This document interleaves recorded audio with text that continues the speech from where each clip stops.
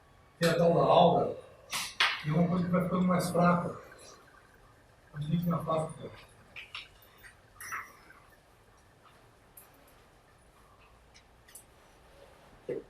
Então a ideia do desenho mais ou menos essa. Isso aqui enche todo o espaço. Qualquer evidência mais densa aqui, os capazes de fazer um desenho mais sério. Essa é a ideia. Aqui é forte, na aula. Ficando mais termo. Então isso aqui é o retrato de uma carga. Sempre vai ter carga e a aula. Uma outra representação alternativa é, a gente pode usar aquele campo. Põe a carga aqui e o branco.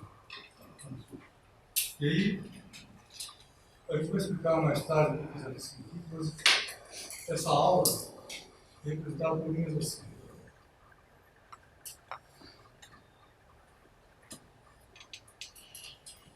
Ou, alternativamente, flechas. E aqui,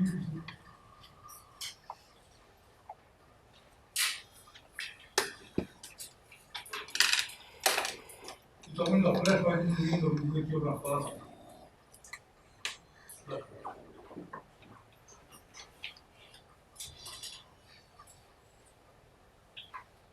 Só qual que é a desvantagem dessa representação aqui?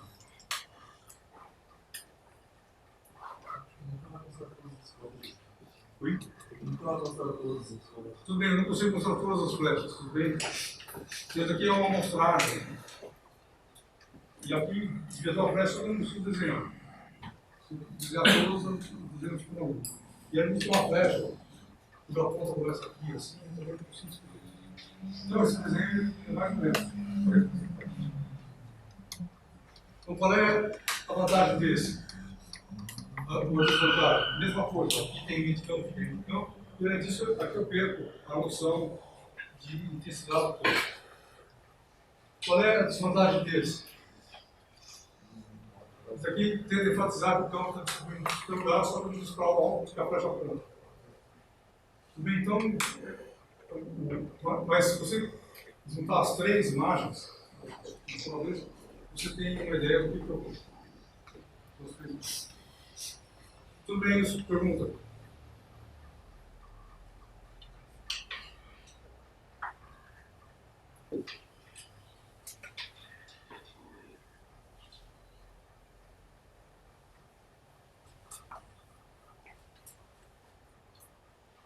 Na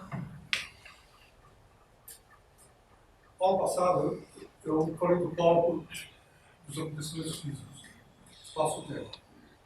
Pergunto qual é a relação entre campo elétrico e espaço-tempo. Então, isso é uma pergunta muito importante.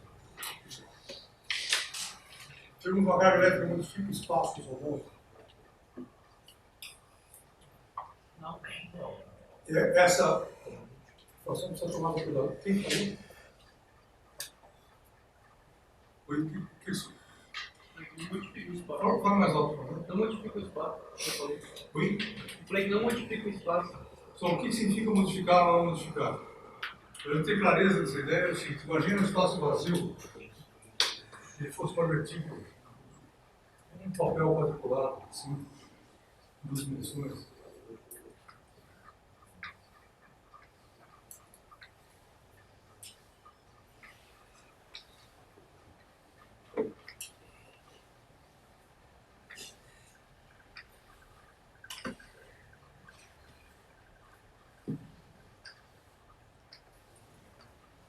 Daqui é uma foto do espaço, sem nada.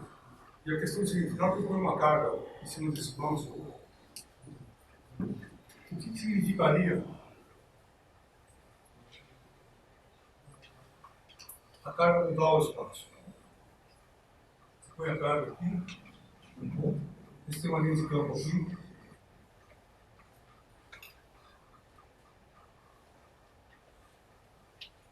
e aí eu pergunto o que acontece com essas linhas.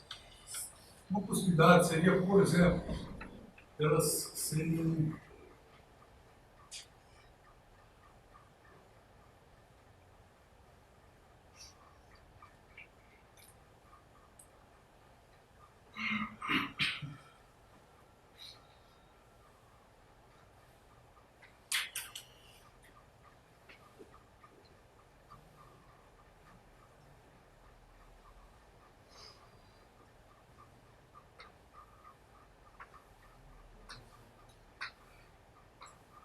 Outra possibilidade seria, não sei se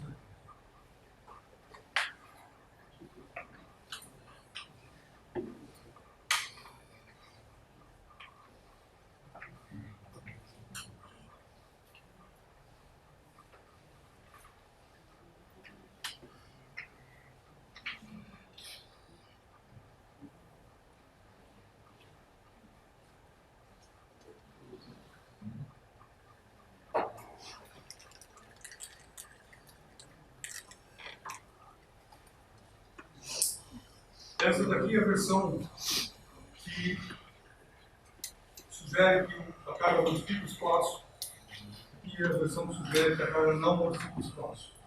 Pergunta, como é que a gente poderia saber se é verdade ou não?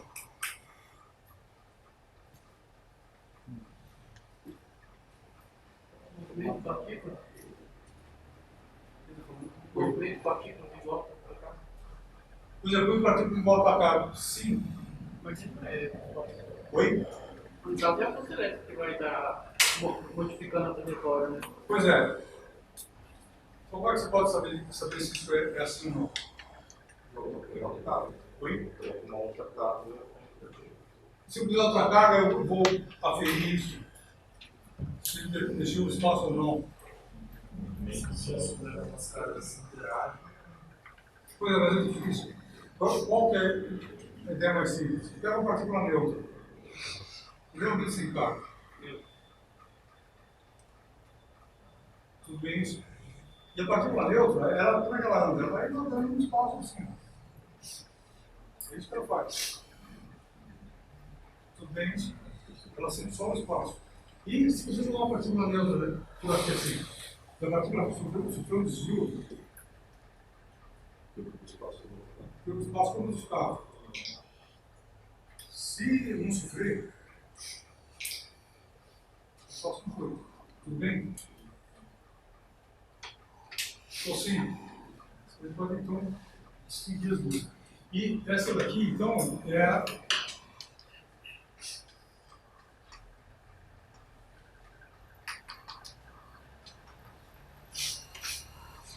Tudo bem?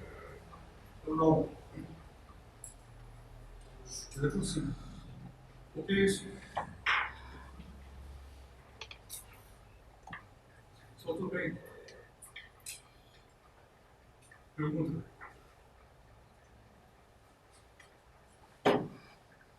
Se essa partícula que você colocou para emitir campo tiver massa, ela vai distorcer o espaço. Se tiver massa, sim. Mas Não, isso é sim, não. No contexto clássico, não distorce, no contexto de relatividade geral, distorce. Está sempre no contexto clássico. Esse é o seguinte, que a resposta é tempo e contexto. Sempre. Sim. Então, 5 perguntas. E aí eu pego esse problema aqui e eu ponho uma segunda carga.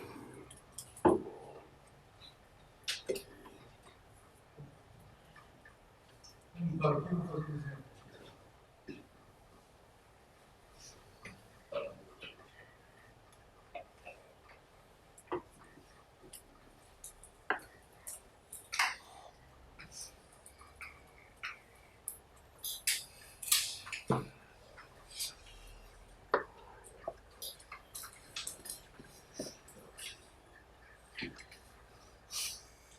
Então, aquela primeira carga, não?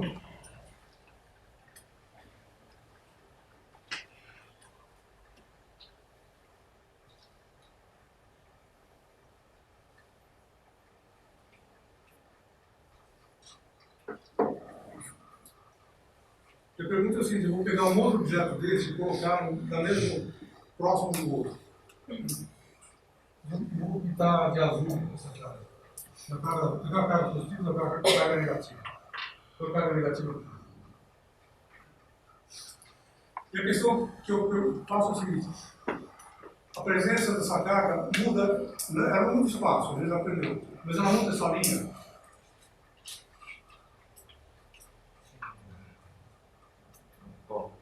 A segunda carga muda a linha da bandeira. Então a resposta durante o movimento clássico é fortíssimamente não. Então você vai ter que entender isso. Então é o seguinte, se você puser essa outra carga aqui, ela vai ter um campo assim.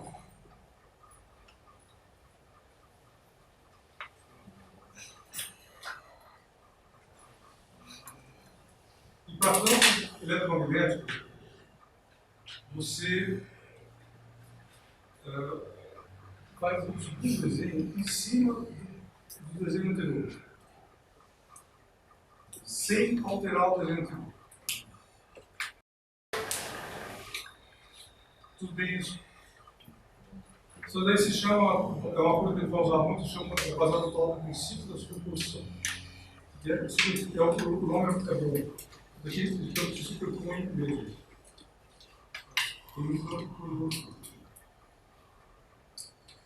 Tudo bem? Só dúvida nisso. Se eu fizesse esse desenho no computador e eu pegasse a carga e mexesse para cá, as linhas do campo verde vêm junto com a carga azul aqui, a linha do campo amarelo fica totalmente igual ao que ela sempre foi. Tudo bem isso? Pergunta. Você concorda com isso ou não concorda? Ele pode ser cinza, branco, branco.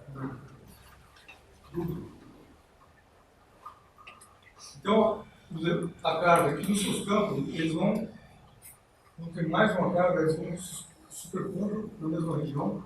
Você pega o desenho anterior, põe mais uma carga, um desenho novo e pronto. E esse desenho aqui ignora isso aqui. Você não tem aquela questão de que o campo vai sair de uma carga e entrar na outra? Aquilo lá a gente vai discutir na aula 6 ou 7, mas é o seguinte. Essa discussão é exatamente para segunda, essa imagem. Só você dá aula de carga elétrica.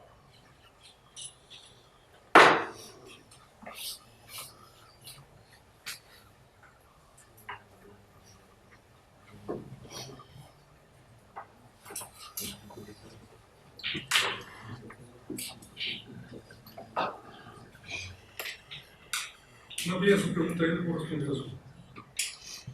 Só se dá aula de carga elétrica, pergunta é correto eu chegar na frente dos meus alunos e fazer esse desenho assim.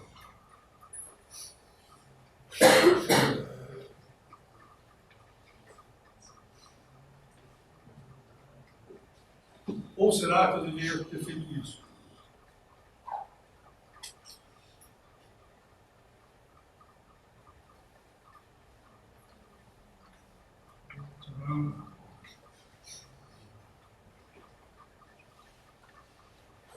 Então, o seguinte, é útil você desenhar na frente dos alunos que não têm segurança do assunto, as linhas estão saindo de uma coluna do cara. Eles não carregam a mensagem subliminar. Sim, que a linha sai da cara. Tudo bem? Qual é a segunda atitude? Eu não deixo você ver eu fazendo o desenho.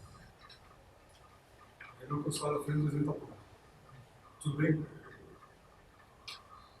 Onde vai próximo da natureza? Isso aqui. Você sai, o desenho está pronto. Aí a pergunta que você fez, se você pegar uma carga positiva ou negativa, é comum a gente ver esse desenho.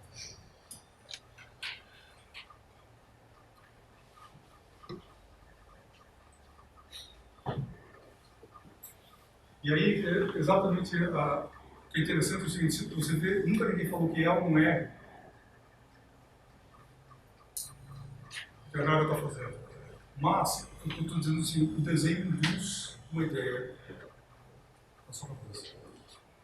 Sabe qual é a ideia? É a seguinte, todo mundo sabe esse desenho, ninguém tem assim.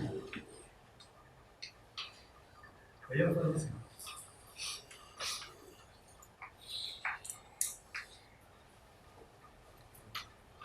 Então, tudo bem? Você já viu esse desenho? Qual que é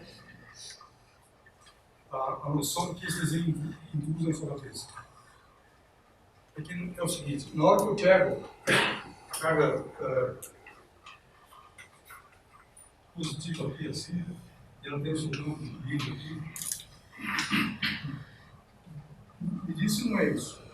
Eu pego a segunda carga que eu estou trazendo aqui, ela vai fazendo assim, ó. Quando a linha de campo da outra, tudo bem? Se isso, são montais que você leva por trás desse desenho.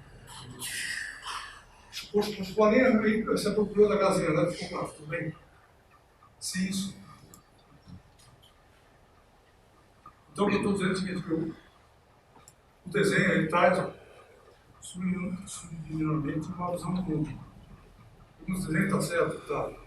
Agora, o que esse representa? Ele representa a soma vetorial da distribuição verde com amarelo. Pega as duas somas e dá a linha branca. Tudo bem? Ou seja, aquilo lá não é o campo de cada cara, é o campo do resultante. O negócio está dizendo.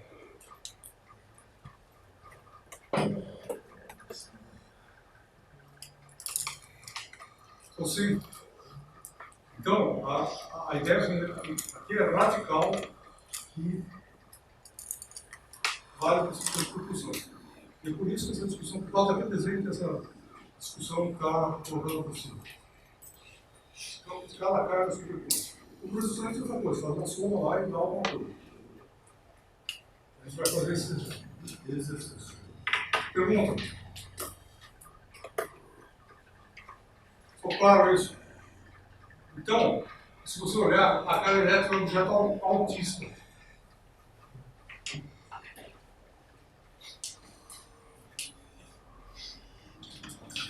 Se põe a carga elétrica, a natureza interna dela não se altera na presença do outro objeto. E é diferente da gente, se eu tiver uma sozinha na sala de aula, eu não motivo, outra pessoa. A carga não é assim. A carga ela é o tempo todo que ela é sozinha. Tudo bem isso, pergunta. Então, o campo elétrico se superpõe. E aí, o que a gente vai ver mais tarde é o seguinte: vai aparecer uma força nessa carga aqui, ou ela está em presença dessa. Mas qual é a origem dessa força? A origem aqui. Essa carga aqui está imersa no campo amarelo, por isso aparece uma força. Sim. Só o campo interage com o campo. Olha esse desenho aqui. Pergunta qual seria o mecanismo que permitiria que a carga azul chupasse a linha de campo vermelho.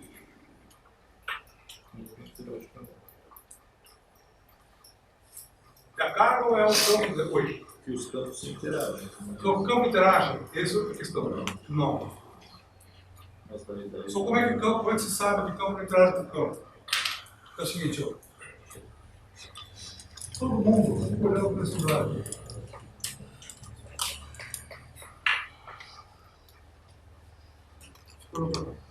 E eu vou olhar lá para fora, de modo que o meu olhar passe por dentro do seu olhar. Tudo bem?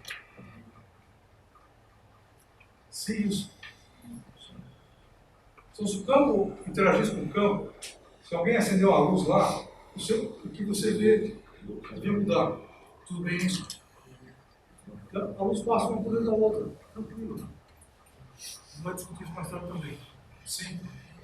Então, o campo elétrico sempre passa por dentro do campo elétrico, sem interação.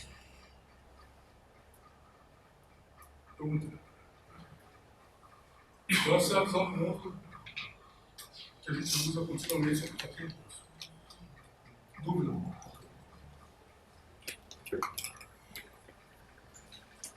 Então,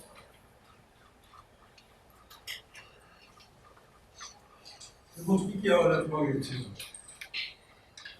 Do ponto de vista fotônico.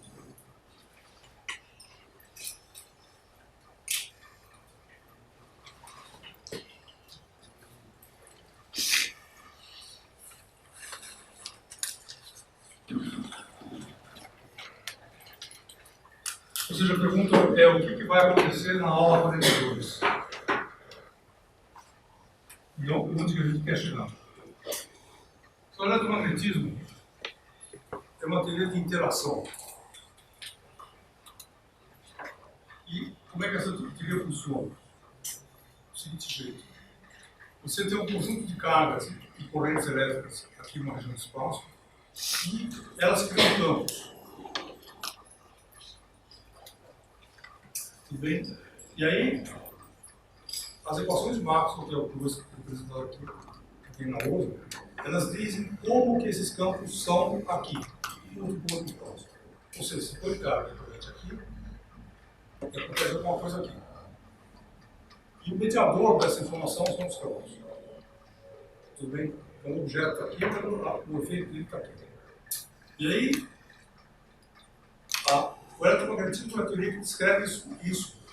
Então, como que se coloca as cargas e correntes aqui, aparecem campos aqui. Tem um outro pedaço, que é o seguinte. Se você tiver um campo aqui, o que ele faz uma outra carga? Que vai causar uma força. Então, a teoria é, desse ponto de vista, é simples, uma concepção que é o seguinte: assim, se põe umas coisas aqui e ela cria forças e outras coisas do lado de cá. E essas forças são mediadas por campo. Então, a teoria, de certa forma, é só entre aspas isso. Como é que ela é feita de maneira formal? As leis básicas do eletromagnetismo, então, tem 4 equações. São as equações de Maxwell.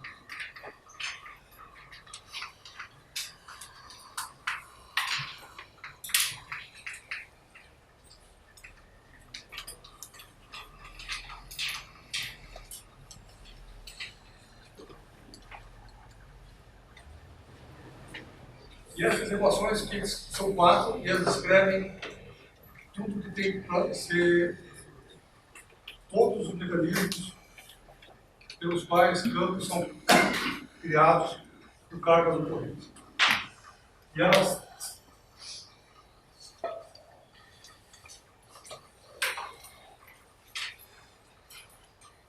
eu estou dizendo isso pelo seguinte: isso daqui é o que deve ser sabido na última aula. Claro que pode ser outro, mas eu estou avisando aí se a gente vai andando em cima desse quadro, pouco a pouco no curso, e aprendendo a mexer com ele.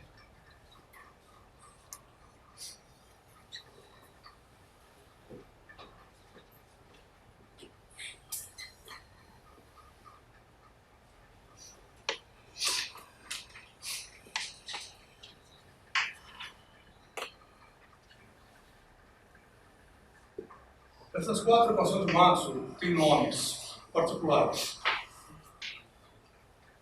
Uma dessas equações chama lei de Gauss, elétrica. Não vou falar a palavra lei, só o nome Gauss, elétrica. Tem uma lei de Gauss magnética também.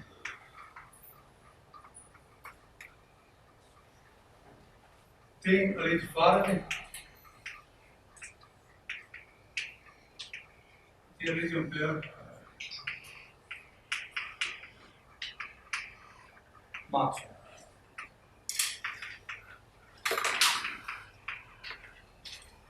O nome do Maxwell aparece aqui em cima e aparece aqui.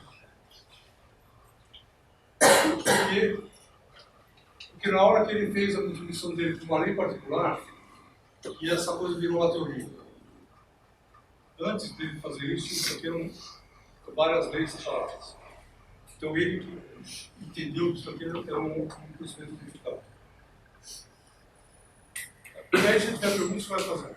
Essa lei de Gauss, ela diz o seguinte: existe um negócio chamado carga elétrica que cria campo elétrico.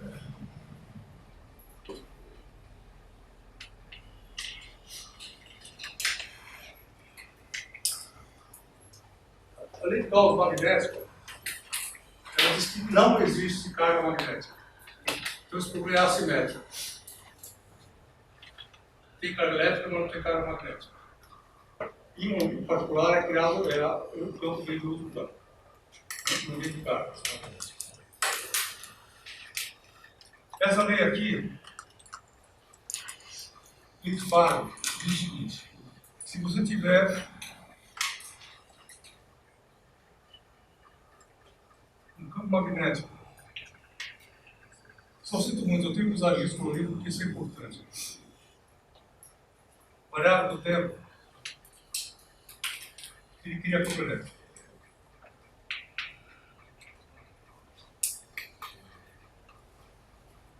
Isso esgota todas as possibilidades de criação de campo elétrico como problema. O que eu estou dizendo? Dizendo o seguinte: se você quiser criar um campo elétrico, ou você pega uma carga elétrica, aqui, coloca ela aqui, ele vai ter campo elétrico na terra, ou você pega um ímã e faz isso. Qualquer coisa aqui. Certo? Por quê? Porque onde você está, quando eu mexi esse ímã aqui, o campo magnético variou com o tempo. Então, e se ele variou com o tempo onde você está, apareceu um campo elétrico onde você está. Então, esse é o mecanismo baseado em lei de Faraday. Esse é o mecanismo usado em geração de correntes industriais. Usinas, por exemplo, usam esse mecanismo de corrente elétrica. Lei de Ampère é o seguinte: diz que corrente elétrica cria campo magnético. E a lei de Maxwell diz que o campo elétrico variável porque ele também cria campo magnético. Então, são dois mecanismos: ou variação do outro campo, ou corrente elétrica, cria campo magnético. Então, daqui são os modos de criação dos campos. Tudo bem isso? Fala mais alto, por favor. Eu não cheguei. A corrente elétrica que criou o campo magnético e o que é isso? Eu já reclamei para o diretor a respeito dessa luz esses dias. Eu deveria escrever isso. Mas não sei.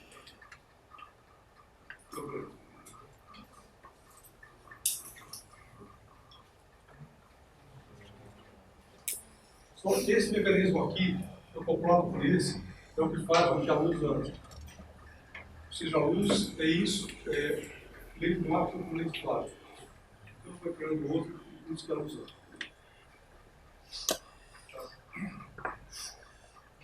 E não existe carga magnética.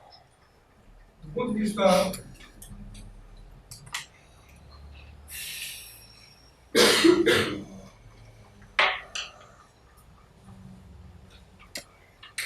de equações, eu quero escrever essa equação pelo seguinte: eu queria anunciar para vocês que vai ter uma matemática a ser aprendida nesse curso.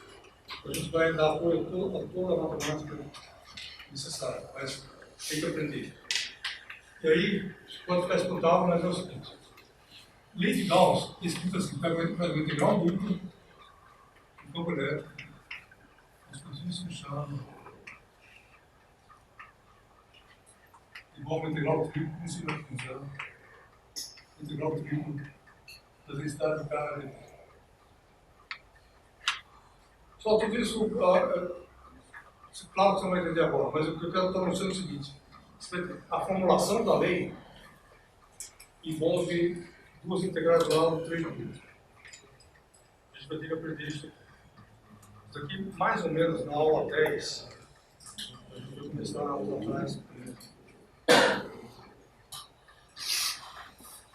Essa lei é parecida com isso que tem o mesmo nome, integral dupla do campo magnético agora. Por isso que são leis de Gauss, porque elas têm informação parecida. E as leis, lei de Faraday, integral do campo magnético no caminho fechado, no integral simples, igual.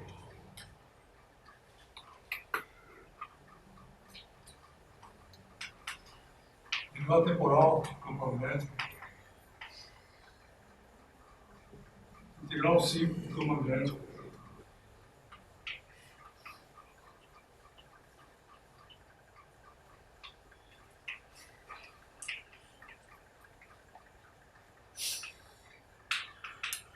Só está desenhado na apostila, nas aula 2, você pode gravar isso.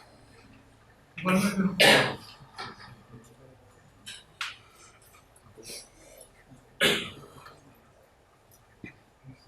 Sim, então as 4 leis, que elas são formuladas dessa maneira. Isso aqui parece difícil, não é difícil, tem que se acostumar. Mas isso aqui é o objeto do desejo. Você vai querer saber isso ou não.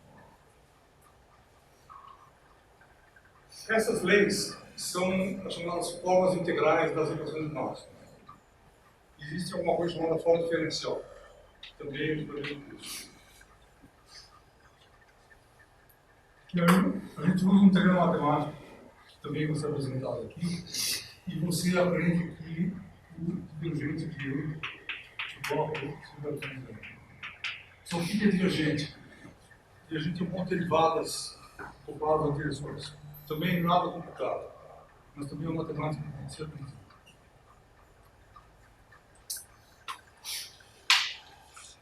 Rotacional de aumento de aqui. Então, é o seguinte, só espero que você não tenha esteja pensando em desistir do curso.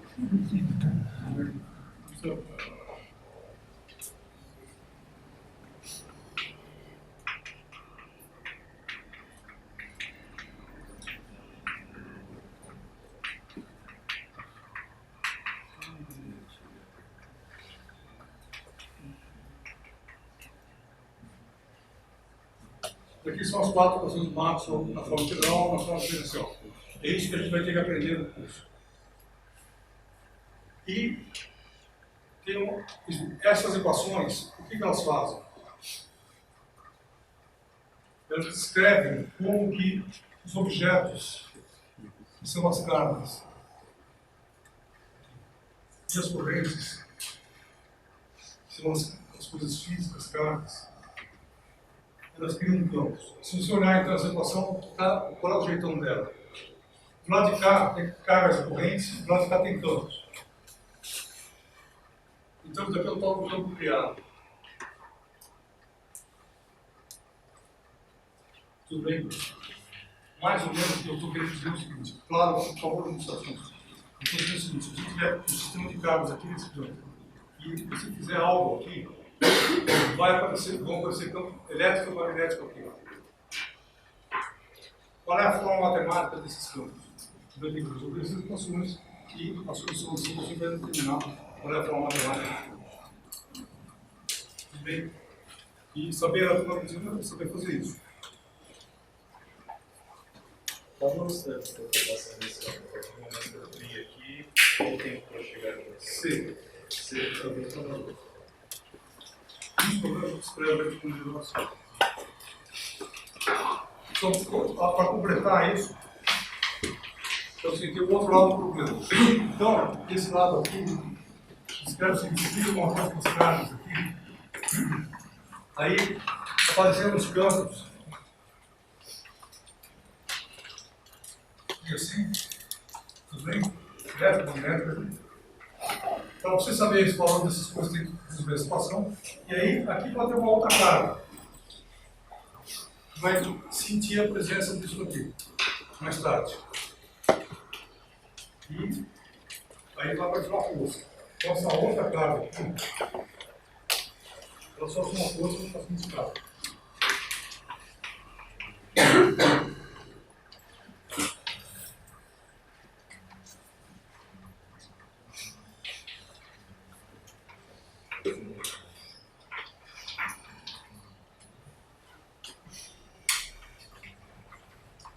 Ela sofre uma força devido ao campo elétrico, uma força devido ao campo magnético certo e a velocidade.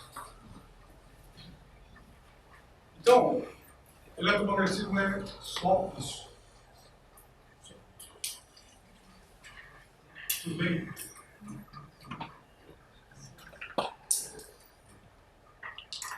Então, são mais 2 minutos de comentários que eu queria fazer o seguinte. Como é que o curso se desenvolve? Ele tem um roteiro sobre esse mapa. É muito importante a gente ter isso no conjunto. Ou seja, o que eu quero dizer é o seguinte, se você não souber um pedaço disso aqui, você é inoperante durante o magnetismo. E o eletromagnetismo precisa saber tudo sobre. Que o conjunto tem que dar nexo ao conjunto. Mas a gente começa passeando lentamente por essas coisas aqui. A matemática dos integrais duplos a gente vai discutir, e a matemática dos operadores diferenciais são essas coisas que a gente vai discutir agora. Para ter uma ideia do tempo, em vezes, ou em dólares, essa coisa aqui, ela ocorre mais ou menos na metade do curso. Essa é a matemática. Então, a primeira metade a gente vai ficar do lado do carro agora. Os dois primeiros. E, mais ainda, a gente vai ficar principalmente fazendo isso aqui e isso aqui.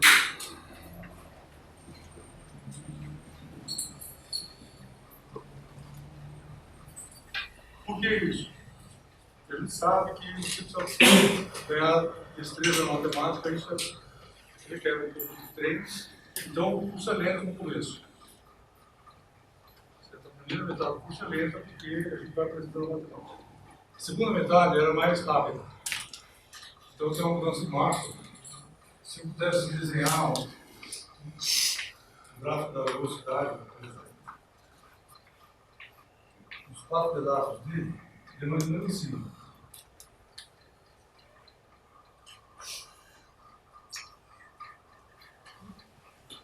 Se eu estou derivada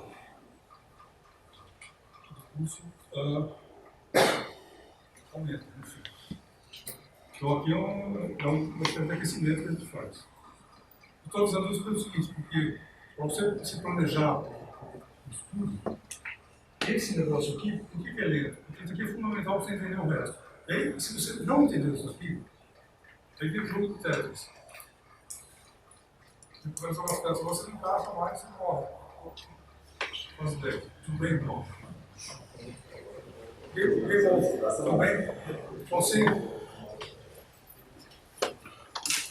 Último aviso, 2 avisos. Vai ter um monitor para o curso e vai ter só falando isso, vai ter uma enquete que vai ser passada pelo Google, você pode responder qual é o melhor tipo, mas ele vai dar uma primeira discussão para as. Mas a coisa que eu considero mais importante é o seguinte: se você quiser falar comigo, discutir problemas pessoais o pessoal do curso significa que cada pessoa tem um jeito de estudar e tem uma coisa que o Google tem faz. Se você quiser conversar isso comigo durante o curso, você, por favor, marque uma hora no fim da sala, da aula, e eu acho um buraco na minha agenda, você aparece na minha sala, a gente conversa. Tudo bem isso. Em particular, essa coisa pode ser importante o seguinte: se você estiver estudando, se o seu estudo não estiver rendendo, se você não estudar e não aprender, beleza. Normal. Se você estiver estudando, gastando tempo, esforço para um curso, e você sentir que você não está aprendendo adequadamente, aí você tem que falar comigo mesmo. Porque talvez você precise reorganizar a sua maneira de estudar. E isso é uma discussão pessoal para resolver. Então, é assim, se terminar a aula, aí marca, quarta-feira, você tem. Sim.